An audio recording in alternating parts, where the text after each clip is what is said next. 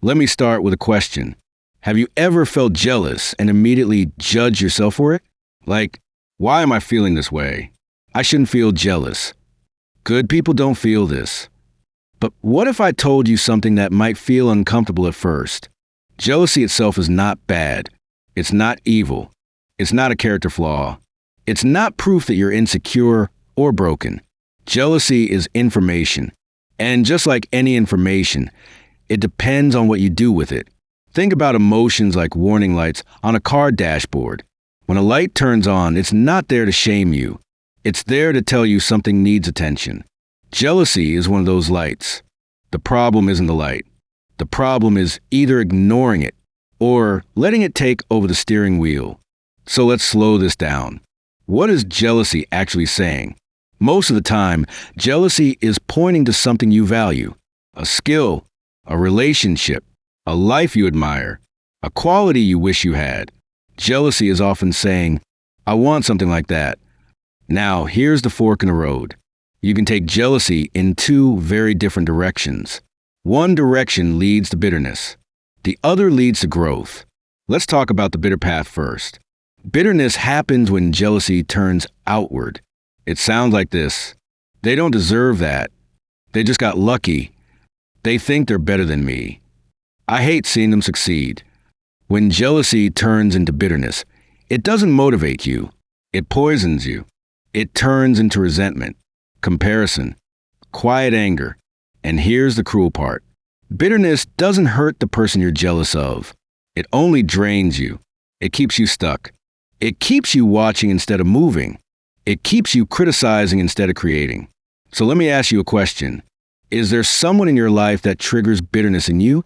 Not because they're doing something wrong, but because they're doing something you secretly wish you could do?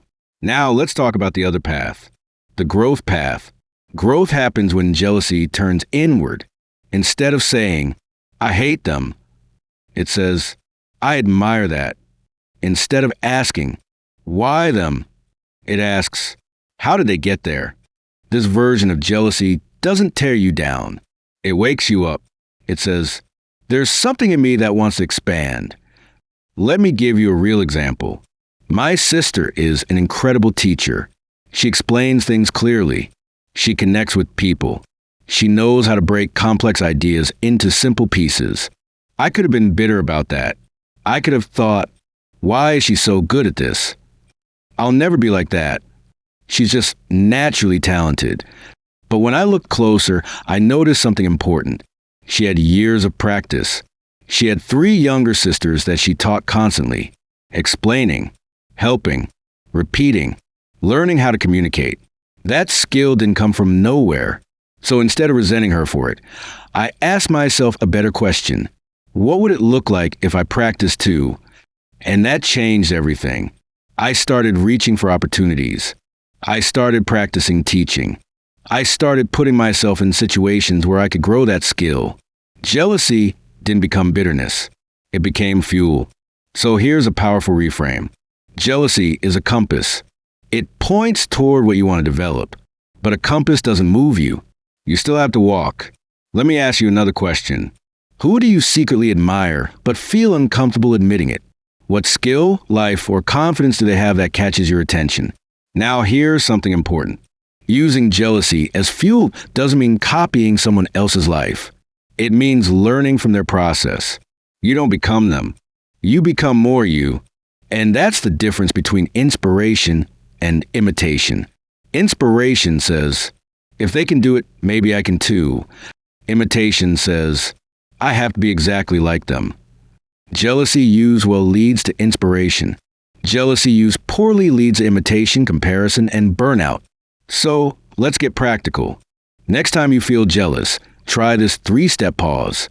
Step 1. Name it without shame. Say, I'm feeling jealous. Not angry, not bitter. Jealous. Step 2. Ask what it's pointing to. What do they have that I value?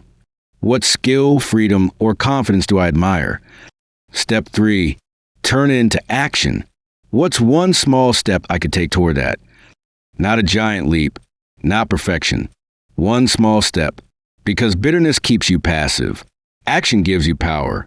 Here's another question to sit with. What if jealousy isn't trying to hurt you, but trying to tell you who you're becoming? What if it's not a flaw, but a signal? Now, this doesn't mean every jealous feeling should be followed blindly. Some desires need be examined. Some comparisons need boundaries. But ignoring jealousy completely, that usually leads to resentment. Listening to it wisely, that leads to growth. Think about the people you admire most. Chances are they once felt jealousy too, but instead of letting it rot into bitterness, they let it push them forward. So let me ask you this. If you stopped hating the feeling of jealousy and started listening to it, what might change in your life? Who might you become? If this video helped you see jealousy differently, take a second to like and follow this channel. It really helps this message reach people who feel stuck in comparison. And comment below, what's one skill or quality jealousy has been pointing you toward? Or tell me what video you'd like to see next. We'll talk about the things nobody really explains.